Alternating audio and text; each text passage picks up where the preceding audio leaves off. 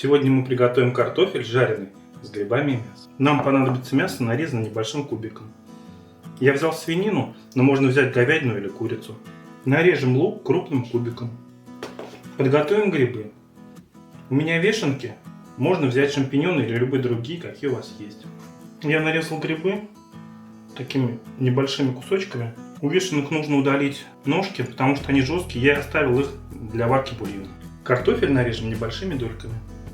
Возьмем стеклянную форму. Добавим немножечко масла. Положим картофель в стеклянную форму и перемешаем.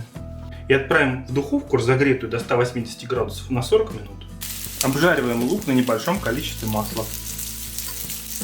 Лук готов. Теперь приступим к обжарке грибов.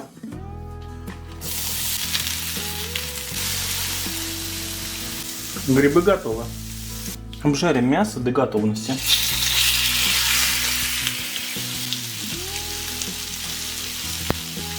Мясо готово. Нарежем зелень.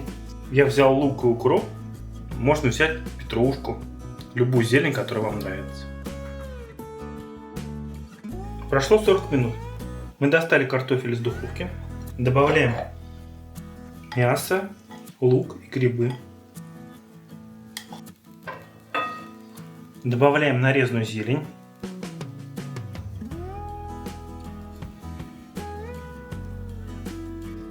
Посолим. Я добавил перец. Также добавим пару кусочков сливочного масла и перемешаем. Отправим в духовку еще на 10 минут.